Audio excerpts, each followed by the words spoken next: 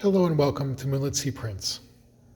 We're starting today and starting this video podcast with one print in particular.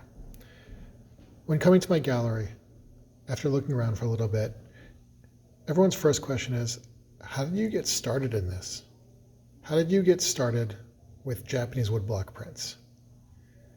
At which point, I take a deep breath, I collect myself, and I tell them the story.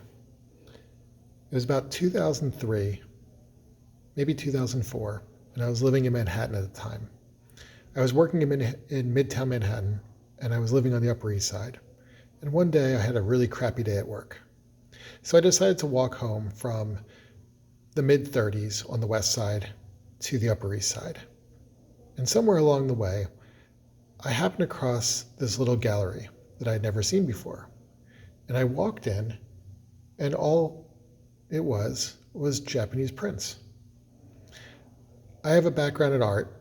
I have a degree in studio art. I studied art history.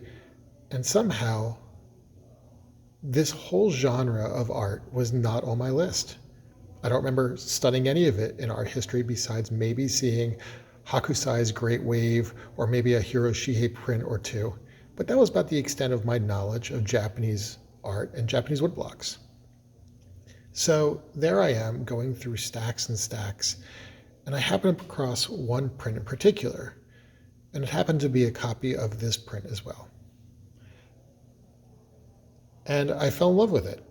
I knew nothing about it, nothing about what I'd bought, and the woman who was working there at the time couldn't really tell me anything.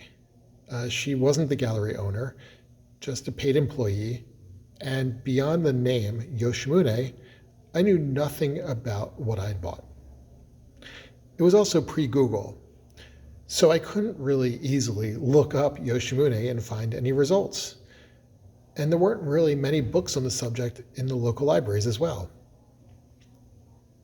So over the years, armed with that name, and as Google kept growing, I started doing research here and there and stumbling across little facts.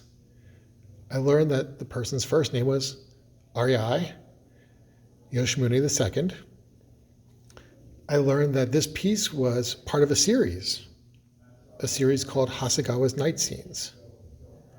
I learned that he had done other work and that there were other works by a number of artists in this series. And over the years, I learned more, and I started collecting other pieces from that series. And then I started collecting pieces from outside that series. And then I started researching and learning more and more as I went,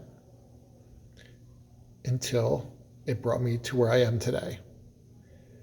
So I figure, as a way of starting this video series, I'd start with the story of how I got into Japanese woodblock prints and introduce you to this piece, which is Night Fishing by Yoshimune, part of Hasegawa's Night Scenes, as that intro to this podcast series.